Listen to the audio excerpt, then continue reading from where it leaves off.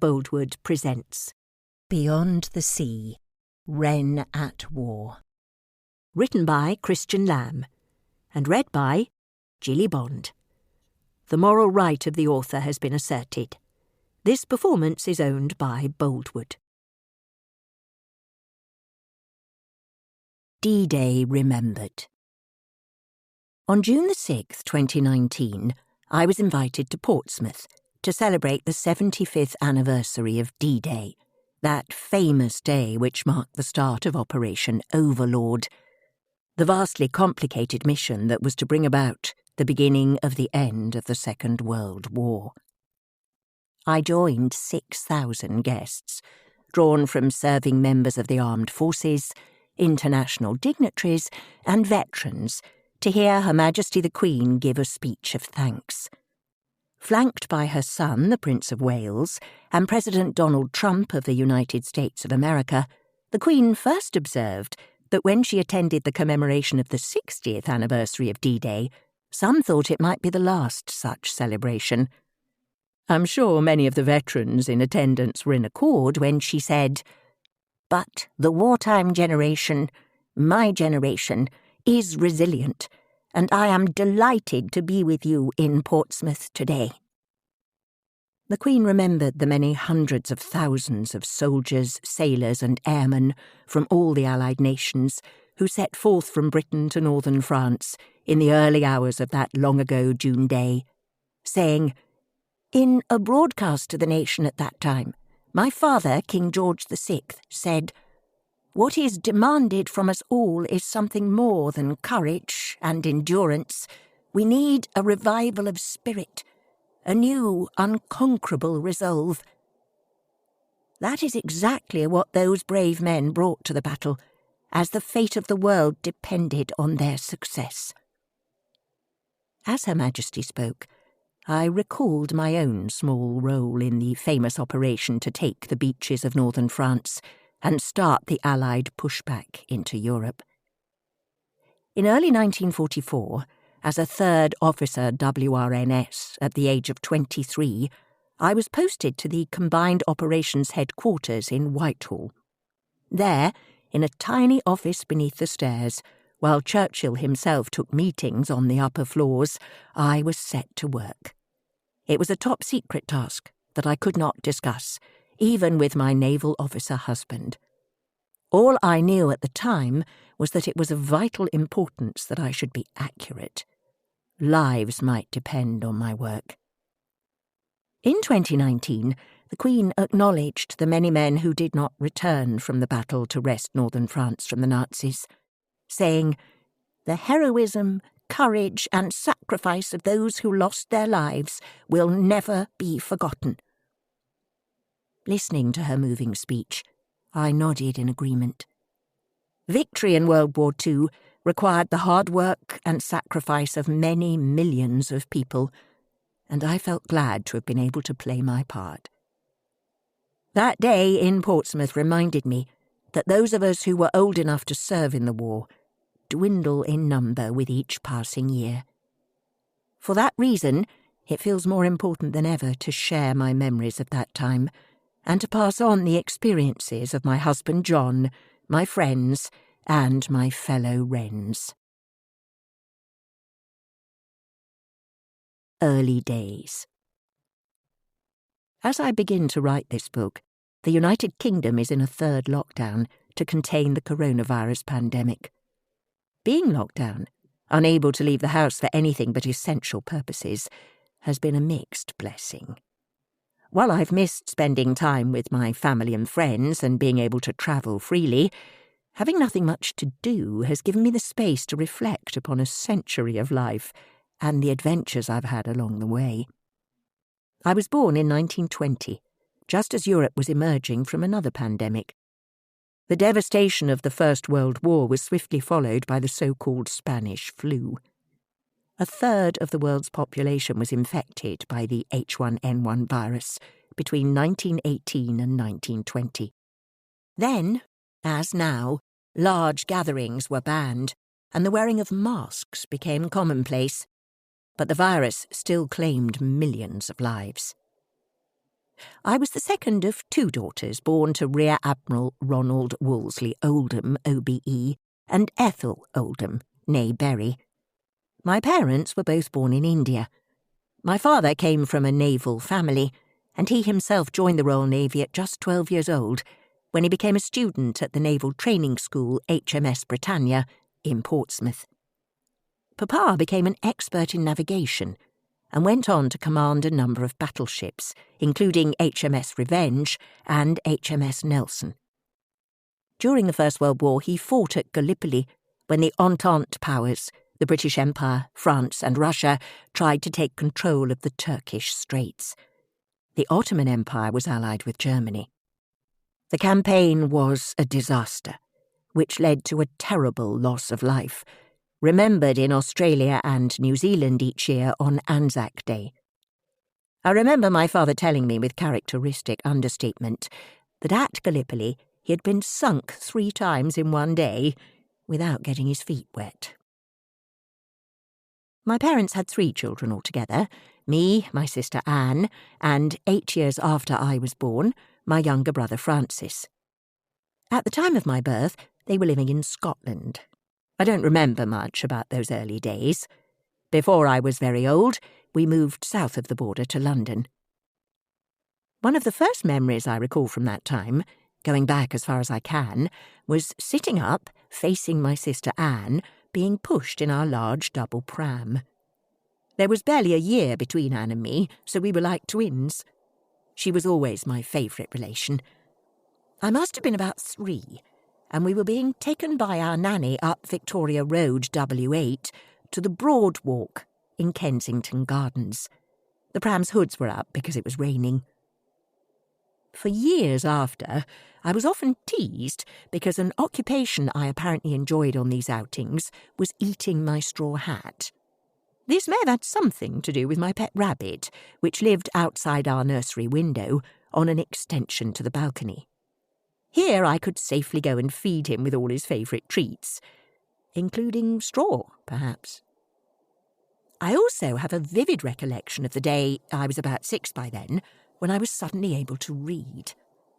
The jumble of letters laid out on mats on the floor had forever seemed despairingly impenetrable, until that unforgettable instant when they made sense.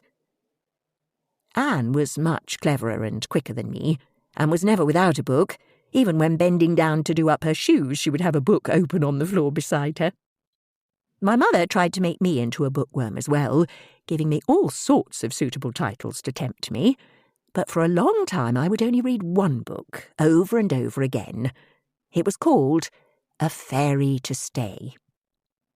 I was regaling a friend of mine about this book the other day, and when she looked it up on her telephone, the fount of all knowledge these days, she found it was for sale at £200. I told this story to my son-in-law, David Rollo, when to my amazement he said, "I will give it to you for your 100th birthday." I was so thrilled, and when it arrived exactly on my birthday, I started to read it again. Imagine my astonishment to find that, despite having read it so often as a child, I did not remember what happened. I spent the next day reading it without interruption until I finished it and discovered the end plot. It was such a pleasure, I can't tell you. I won't forget the exciting moment a few years later when Anne and I found 2 shiny new bicycles, hidden several weeks in advance of Christmas Day in the dining room cupboard. After receiving these wonderful presents, we used to ride them daily from 12 Eldon Road W8, where we lived, to the nearby Convent of the Assumption in Kensington Square. The school was run on the Montessori method, a system of educating young children invented by Dr. Maria Montessori, which involved clay modelling, mat plaiting, and such forms of self-discipline. It also included learning multiplication tables and many other things by heart, which trained the memory, a valuable start, essential and taken for granted in those days. Bicycling to school, we used to pass the post office, called Turner's, where we often purchased sweets by putting the cost, until she discovered it, onto our mother's account. One day Anne knocked into an old lady on our way home. This was observed by our papa, who happened to be walking on the other side of the square. He simply pretended not to know us. Having learnt to read at the convent in Kensington Square, my education progressed via many changes, taking in a sojourn in Malta, where we followed my father, who was appointed captain of HMS Shropshire in June 1929. HMS Shropshire was a county-class cruiser, part of the 1st Cruiser Squadron of the British Mediterranean Fleet. The Mediterranean Fleet was one of the most important squadrons of the Royal Navy at that time, protecting the sea links between Britain and its Eastern Empire. It had been based in Malta since 1800. I will never forget, although I was only about 10, seeing His Majesty's fleet come into Malta's Grand Harbour. I stood on the breakwater and watched battleships, battlecruisers, cruisers, destroyers, corvettes, and innumerable other ships sailing into this most beautiful of destinations. It was a sight to see. Those were the days when we had the finest fleet in the world. Perhaps it was at that moment that I fell a little in love with the idea of the naval life. Following the fleet. It is interesting to note that in the 1930s, naval families were not provided with accommodation or transport to follow the fleet, but if they wished, had to do so at their own expense. We travelled out to Malta by P&O liner. My mother, sister and small brother, and our governess, Enid de Vere, whose father was the chief of police on the island. Enid was engaged to teach Anne and me, and to look after my brother. Also, when we arrived, she found a class of other children who were keen to join in. As well as her teaching duties, Enid had a lot of spare time and used it to collect young men, of which there were plenty. But she was somewhat over-enthusiastic and caused a great many of them to retreat to their ships and batten down the hatches.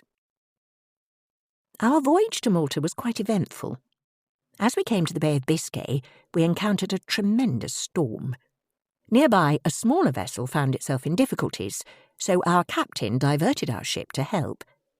For the duration of the storm, we sailed round and round the smaller vessel to protect it from the raging seas, until such time as it could continue safely on its way.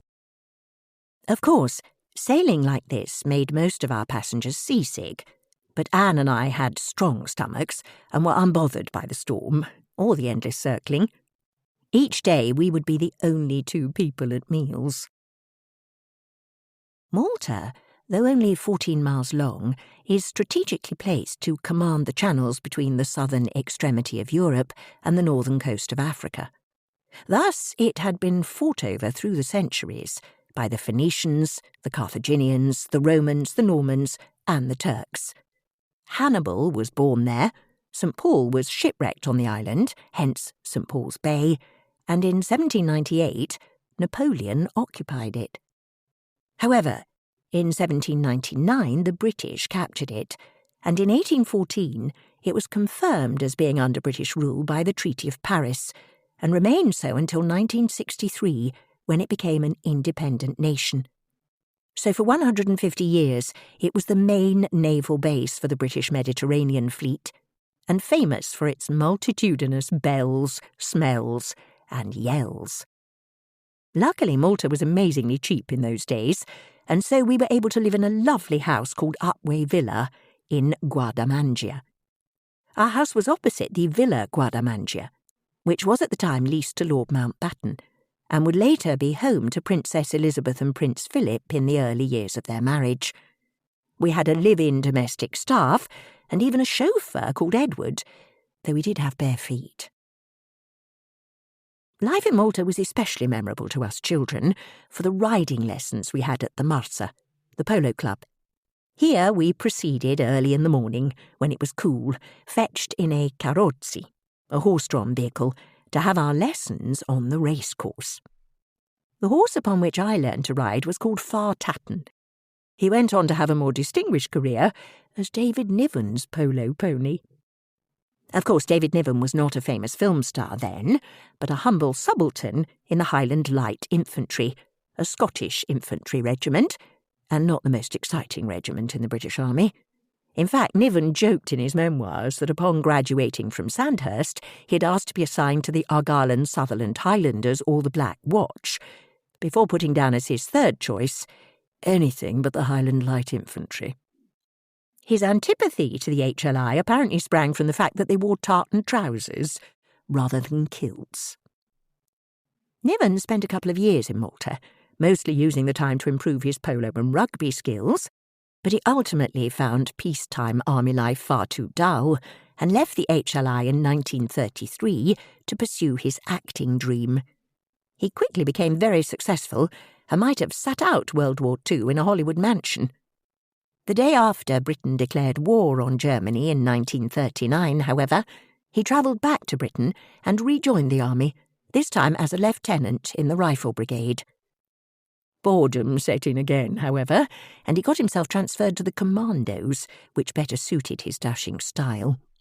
He also worked with the Army Film and Photographic Unit, which would play an important role in the lead-up to D-Day. One expedition I remember from this time in Malta was when my parents decided to take us to Sicily. This was a great excitement, as it meant travelling by sea for 2 or 3 days. During the trip, we encountered a terrific Mediterranean storm, quite unpredictable, but to which the area was well known to be prone. We had to lie off the coast of Sicily for 2 days in this rough sea, quite unable to land on the island. When we did eventually land, we made straight for the famous volcano, Mount Etna, which was the exciting place my parents wanted to visit. They had shown us a graphic picture of it erupting, which I have never forgotten, and as our hotel was within range of the summit, you could see the smouldering crater in the distance and imagine it bursting into flames and the whole trembling garden, from where we were gazing, disintegrating right where we were standing. Some of the other activities we were indulged in as children were the parties on many of the ships based in Malta. The sailors loved dressing up as pirates and giving us rides in the lifts, which were intended for taking ammunition up to the 12-inch guns. We also practised swimming and diving in the sea and at the Tignes Swimming Club in Slima, on what seemed a very high diving board then. Many years later, when I saw it again, it seemed to have shrunk. We also had Highland dancing lessons and ballet, and on one occasion gave a performance at the Opera House in Valletta, which started at 9 o'clock at night. What emancipation! Life in Malta was quite enjoyable for us children, and we were very disappointed to have to leave. Back to school. Having spent just over 2 years in Malta, in September 1931 we returned to England and lived in London again, while Papa, an admiral by now, was based at the Admiralty. This was a sad period in our lives, when our parents broke up. It was mostly my mother's problems with money that were the cause of it all. She had no idea how to control her spending, and Papa was not used to having Harrods banging on his front door. It wasn't only Harrods. My mother bought our clothes from a most expensive shop in Sloane Street called Hayford's, which had a royal warrant for dressing the children at Buckingham Palace. With our parents now separated, our mother had to change her shopping habits. We also had to move house again, this time to Sussex. Our father's mother, Nora, whom we referred to as Brighton Granny, was one of 3 sisters, Nora, Ella and Amy Haig. They were first cousins of the famous Field Marshal Douglas Haig, who commanded the British Expeditionary Force on the Western Front during the First World War. Haig was a national hero who had devoted himself to the welfare of ex-servicemen in the years after the war and founded the British Legion. Many of those ex-servicemen had thronged the streets of London to pay their respects at his 1928 funeral. Since separating from our mother, Papa had spent his leave with Brighton Granny at her rather nice house called Parkhurst in High Hurstwood near Uckfield in Sussex. So that Papa could come and see us during our school holidays, our mother rented a cottage nearby. Papa would come over in his rather grand car. I seem to remember he always had a Rolls or something like that. And we would all go off to lunch somewhere. I particularly recall how we would circle a roundabout several times while we discussed where we would go. When we were all agreed, he would take us wherever, and expressed great interest in our choice of menu, always insisting that we had our absolute favourites, and several puddings if we could fit them in. He never forgot our birthdays, but instead of presents he would send us generous cheques, so we had the pleasure of choosing what we really wanted. Other times Papa would come and take us to visit his mother. Occasionally her sisters, Amy and Ella, would be there as well. On one occasion there was tapioca for pudding, and if there was one pudding in the world I could not face, it was this. I sat there with tears trickling down my face, which they all thought most entertaining. Luckily, Papa rescued me, and I was able to regain my equilibrium. We did not see a great deal of Brighton Granny, but we did discover that she and her sisters were all enthusiastic spiritualists and enjoyed many séances with some rather well-known mediums in London. Spiritualism had become very popular in the 1920s, as people were keen to be able to talk to loved ones who had died during the war, or in the Spanish flu pandemic that followed hot on its heels. There was barely a family in Britain that had not been touched by tragedy, and a great many found comfort in the idea that those dear to them might still be able to communicate from beyond. Spiritualism provided hope this was possible.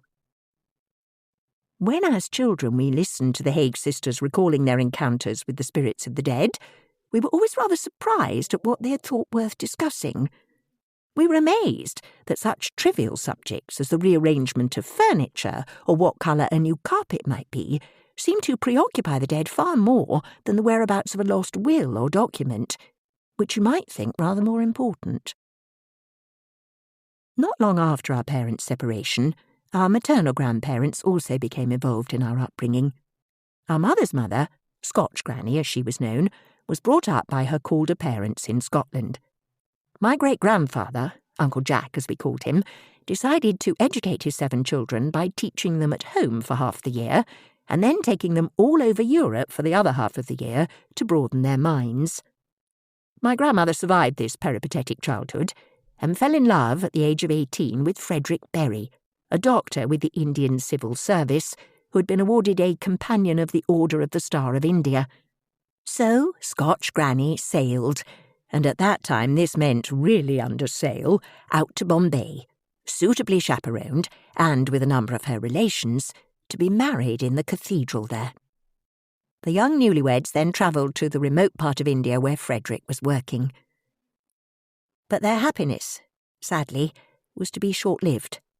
One day, not long after they were married, Frederick came home and told Scotch Granny that because he had been in contact with cholera, he would have to stay away from her.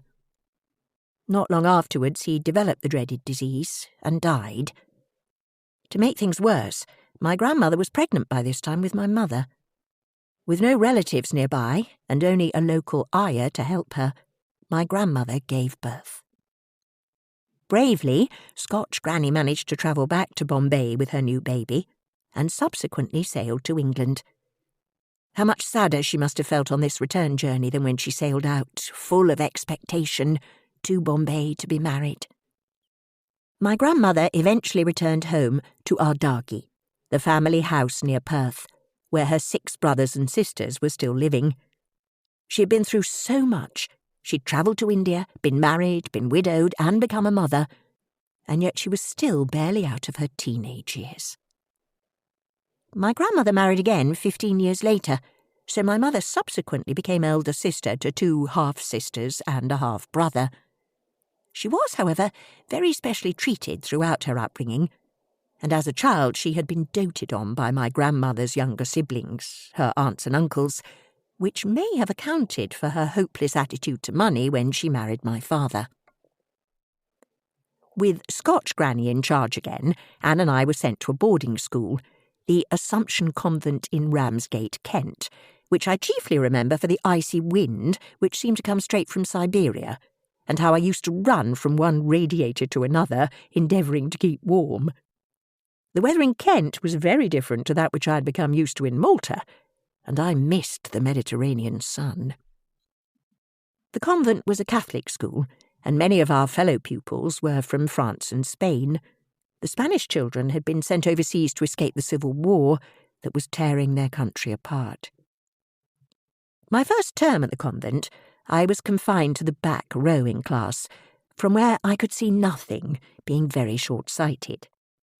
Anne was very cross with me when I left my classroom and ran into hers, complaining that they were trying to make me do things I couldn't. There was also another punishment, a huge field of parsnips, which far too often provided the only vegetables in our diet. However, I was quite successful at sport at school, and was captain of all the hockey and netball teams, and enjoyed competitions such as high jump and sprinting. I invented a crafty way of starting in the 100-metre race, which was to listen very closely to the starting gun when, instead of pausing as everyone else seemed to do, I took off at once, and usually won. There was a Fräulein at the school who taught German, which I did not learn, but I do remember walking down the corridor behind her and wondering at her enormous derriere. She used to sit beside me at the head of my table for meals, and I won't forget the day she banged my elbow on the table as punishment for resting it there. I lay in wait until the day arrived when I did the same to her. I was rightly punished for my behaviour, but whatever they made me do was well worth the satisfaction of my revenge. We had rather good lessons in elocution and deportment, which stood me in good stead when many years later, about 50, I started one of my new careers, lecturing. The day I left the convent, I had a long chat with Reverend Mother, whom I was very fond of, and I had the temerity to tell her how she could improve her running of the school. If I'd been her, I would have boxed my ears, but she took it in good humour, without necessarily promising to take my advice. After leaving school, I was sent to France for a year, staying with several different families around the countryside. I was very happy to be overseas, and became totally absorbed in becoming bilingual. I read all the riveting French novels which had been banned during my previous life at the convent school, in between falling in and out of love, in French, of course. I loved the French language, and found it fascinating to discover the exact meaning of particular words which could not be translated into English. I had the same problem, translating some very specific English words into French. While in France, I also had German lessons to prepare me for the next visit, which was to be to a family in Germany. I found the German language very unattractive, prejudice remaining from the elbow-banging Fräulein, perhaps, with its guttural pronunciation, and verb always at the end of long sentences. The last family I stayed with in France was at Mulhouse, near the Vosges Mountains, and not far from the Swiss and German borders. There were 3 girls in that family, and we had a lovely time exploring the countryside, which was covered in myrtle bushes as I knew them. This was a particularly delicious fruit, which left your mouth looking completely black. This continued for 6 whole months. During that time, I managed not to open a single newspaper, so I had no idea what was going on in the outside world. It was very easy to enjoy my life in France, and not pay any attention at all to the very inconvenient war which was brewing, not all that far away. Outbreak of war. After the end of the First World War, the combatants signed the Treaty of Versailles, which imposed upon Germany a programme of financial reparations to pay for the damage they had caused. At the same time, Germany was subject to a strict policy of disarmament, designed to prevent another war. These measures, combined with a worldwide depression, were the conditions that gave the Nazi Party an opportunity to flourish, as Adolf Hitler promised he could return Germany to greatness. In such difficult times, it was easy for him to persuade the German people that their problems were the fault of enemies, from both outside and from within, namely, the Jews. Unfortunately, many believed him. As soon as he became Chancellor in 1933, Hitler began the process of rearmament. To begin with, the reaction of the French and British governments was to try to appease him. Indeed, Hitler initially hoped to make an Anglo-German alliance, holding Britain up as an example of successful Aryan imperialism. A great many high-profile British aristocrats and politicians seemed flattered by this idea. The Duke and Duchess of Windsor, the former King Edward VIII and his wife Wallis Simpson, were house-guests of Hitler as late as 1937. In 1938, however, things began to change when the Nazis annexed Austria and invaded Czechoslovakia, in a move that Hitler claimed was to reunite the Germans living in those countries with their homeland. By 1939, the situation could no longer be ignored. Nazi Germany had signed a pact with the Soviets to divide up Eastern Europe, leaving the way clear for the Nazis to invade Poland. After the invasion of Czechoslovakia, the British government had promised to guarantee Poland's sovereignty. If Hitler did invade that country, as seemed to be his plan, then Britain would be drawn into war to honour its promise. As Hitler made preparations to move east, the whole world watched to see what would happen next. The first I knew about the alarming situation unfolding in Eastern Europe was when I received a telegram from my father, sent to the house in Mulhouse, where I'd been having such a wonderful time. "War imminent. Come home," was all it said. Though I still did not know the details of the crisis at hand, I knew I could not ignore my father's urgent summons. I quickly arranged to travel to Dieppe, where I met my mother, who was on her way back from the south of France with my small brother. My bulging suitcase chose this moment to burst, so our first action was to buy a new one and repack it in the shop. We then had to get to the port, from where we caught one of the last ferries home to England. The ferry was full of travellers like us, reacting to the news that war now seemed inevitable. The atmosphere on board was tense, as we all wondered what lay ahead. Having returned to England, we travelled up to Scotland to stay with my maternal grandmother, Scotch Granny, while I decided what to do next.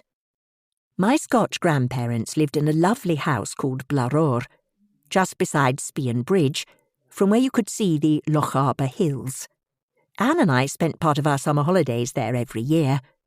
My grandmother was a great gardener, and it was among her collection of plants that I learnt my first Latin name, that of the ravishing blue Himalayan poppy, Meconopsis betanicifolia, variety Baileyii. This turned out to be the beginning of my gardening mania, which developed into a passion for me so much later in my life. At the front of Blaroor was an enormous lawn, starting with a steep hill, down which, as small children, we had loved to roll. The lawn then spread several hundred yards to where the land dipped sharply, and a little footpath ran round the edge and down the hill to join the curving drive, and eventually to the big gate, which opened nearly onto the bridge itself. The immense lawn had to be mown every week with a horse-drawn machine, which took several hours to accomplish. The valley also provided space for the sheltered garden, and was the background to Scotch Granny's heavenly plants. I'd been intending to try for Oxford University. Anne was already there, reading philology, which is the history of language, but I did not have sufficient grades. I had been advised that I could improve the situation by taking an exam of unseen translations, for which I would be tutored from Oxford by correspondence. The final exam was invigilated by the Benedictine monks of Fort Augustus Abbey, who lived in their wonderful monastery beside Loch Ness, not far away. Many of them claimed to have seen the monster.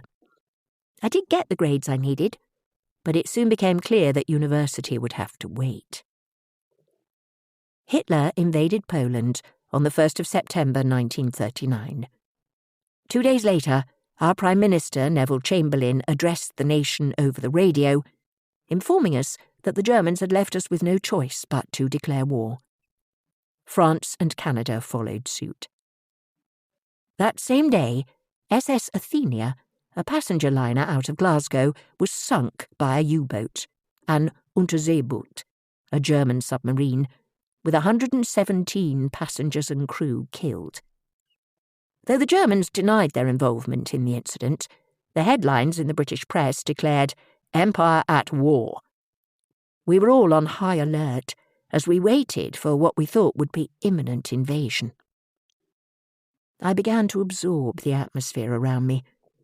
As this was so soon after the end of the terrible First World War, it had quite an effect. I was no longer able to avoid the news, as I had done during my time in France. I realised that at 19 I was old enough to do my bit. This meant finding some occupation that would help the war effort. I was very patriotic and knew this was the right thing to do. Doing my bit. My first thoughts were of becoming a nurse with the VAD, Voluntary Aid Detachment, and I started some first aid classes to prepare myself. I practised my bandaging on my long-suffering grandfather's bald head, though it did occur to me that any person who needed care for a head injury would be unlikely to come within my range. By the time it came to learning how to dress stumps, I decided nursing was not my forte. I did pick up some other useful skills, however. My grandmother had arranged for her chauffeur, who was called Willie, to teach me how to drive. I don't remember what sort of car I took my lessons in, but it was quite large. Fortunately, the long driveway enabled me to practice manoeuvres without endangering myself or anyone else until I was ready for the open road. I also began to learn to play bridge. Among the many friends of my grandparents who came to play was a Colonel Frank Lawton. Once, when he and I were playing as partners, we called and made a grand slam, which anyone who has ever played bridge will know is very exciting. Though I did not know it at the time, Colonel Lawton would come to play a small but quite important role in the next stage of my life. It was while I was in Spion Bridge that I came to hear about the Wrens, a part of the Royal Navy that women could join. As my father was now an admiral in that historic service, it seemed to be destined that I should become a member. The advertisement, which suggested a Wren might free a sailor to go to sea, made some sense, and the thought of doing something really useful was very attractive. The Women's Royal Naval Service was originally formed in 1917 under the directorship of Dame Catherine Furze, who had led the British Red Cross Voluntary Aid Detachment stationed in France since the outbreak of the First World War in 1914. Her experience with the Red Cross made her the ideal candidate to help shape the first of the women's armed services. By the end of the war, Furze oversaw some 7,000 Wrens, working as cooks, stewards, drivers, and in intelligence. Their role was to support the Royal Navy from the land. In fact, the Wren's motto at that time was, "Never at sea." After the armistice was signed, the Wren's was disbanded, but in the late 1930s, with another war looming, it was decided that it should be revived. That task fell to Vera Lawton Matthews. A devout Christian from a naval family, Vera Lawton Matthews was a remarkable woman. Her father was the naval historian, Sir John Knox Lawton, and she studied at King's College London. She was an early proponent of women's rights and an active member of the Women's Political and Social Union and the Catholic Women's Suffrage Society. In 1914, she became the editor of The Suffragette. She had joined the Wrens towards the end of the First World War, taking the rank of principal officer, the equivalent of a lieutenant commander in the Royal Navy. She was the unit officer of HMS Victory 6, the Wren's training depot at Crystal Palace in South London, until she was demobbed in 1919. In the interwar years, Vera Lawton Matthews continued to devote herself to public service, playing an active role in the Sea Rangers. She captained the Sea Rangers ship for 10 years, from 1928. At the same time, she continued to work tirelessly in support of women's rights, and was responsible for helping to raise the legal age of marriage to 16. Now that the WRNS was needed again, Vera Lawton Matthews was the ideal woman for the job of rebuilding it. In 1939, she was appointed as the new director and immediately dedicated herself to her task, working round the clock to reply to the many applications which arrived in response to her advertisements for new recruits. With former Chief Woman Officer of the Civil Service Ethel Goodenough as her second-in-command, Vera Lawton-Matthews launched the new WRNS with a minimum of staff, no official training regime, and to begin with, no uniforms. Categories in which new Wrens could serve were still limited, and none of them were aboard ship. Gradually, however, she persuaded the Royal Navy to expand the Wrens' remit. The success of her campaign can be seen in remarks made in Parliament by the Civil Lord of the Admiralty, who said, "I have no doubt that if you gave the WRNS half a chance, they would be perfectly prepared to sail a battleship." Vera Lawton-Matthews was particularly skilled when it came to dealing with the admirals of the Royal Navy admirals, several of whom were still of the opinion that women should not be admitted to the senior service. She smoothed the way with a mixture of dogged persistence and charm. Among her many achievements was the commissioning of a new Wren's uniform, complete with a splendid tricorn hat. She also persuaded the Admiralty to allow Superintendent Wrens to wear 4 blue stripes. Stripes are very important in the Royal Navy, with many senior officers refusing to deal with anyone they consider to be sporting too few. Vera Lawton-Matthews was able to obtain the equivalent stripes of a rear admiral for herself. It so happened that my bridge friend, Colonel Lawton, was Vera's brother, so he added a reference to my application to join, which was a great help.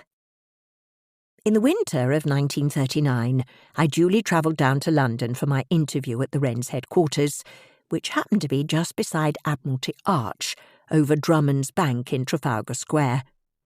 My first encounter with a senior Wren officer, Chief Officer Nancy Osborne, took place there. My qualifications were discussed. These consisted of being bilingual in French and not much else. "Can you type?" Chief Officer Osborne asked me. I could not. However, she offered me a job there and then at the Wrens HQ. I was much disconcerted by this, as I had not decided to join the Wrens to spend my life working in London among elderly ladies like her. I'd envisaged spending time in a port, replacing sailors who could then go to sea. The advertisement I'd responded to had suggested that was the general idea. It exhorted young women to join the Wrens and free a man for the fleet. After the interview, I was sent for medical, which was quite straightforward, except when it came to the doctor testing my hearing. I told him that as a teenager I'd had a mastoid operation, and as a result he decided that I must be deaf. He tested his theory by going to the far end of the room and whispering. At the time, this was the only hearing test available. Fortunately, I was able to hear everything he said.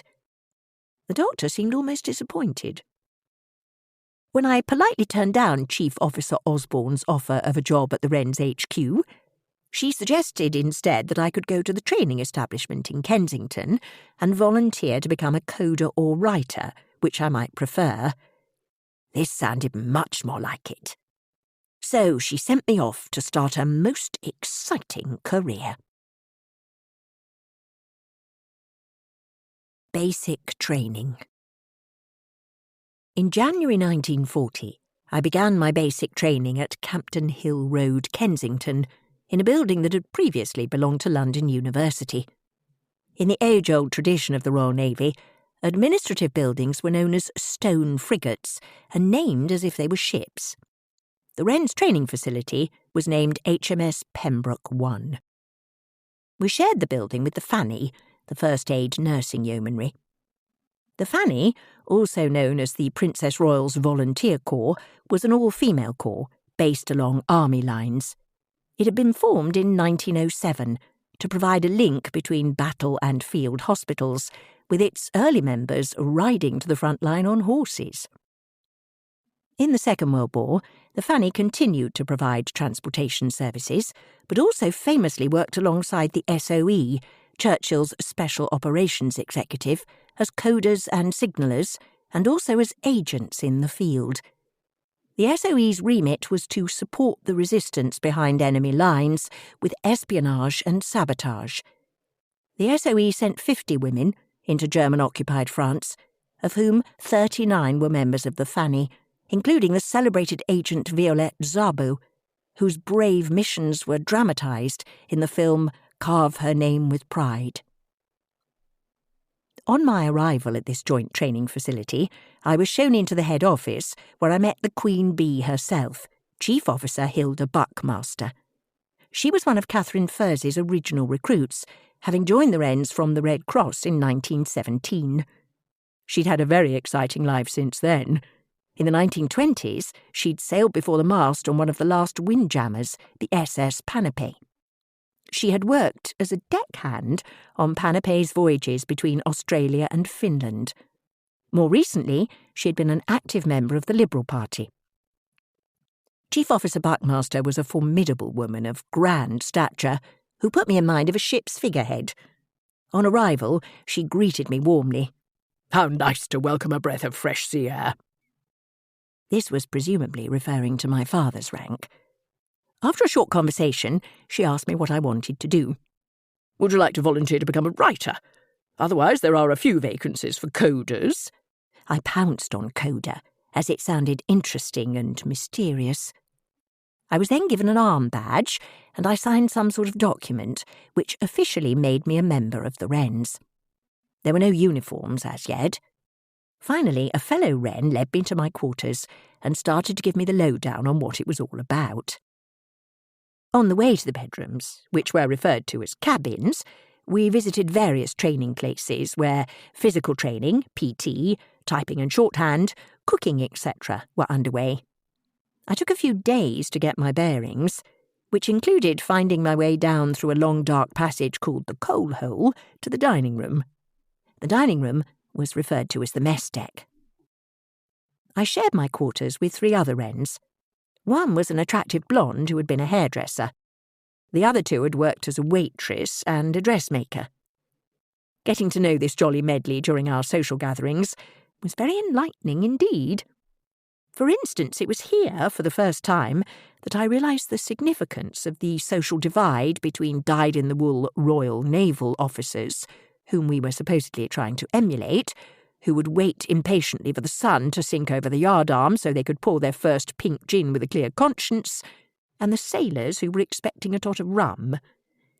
Sadly, neither of these came our way. Like the rum, food was in short supply. As a result, we would eat as quickly as we could in the hope of getting second helpings. We all seemed to be perpetually hungry.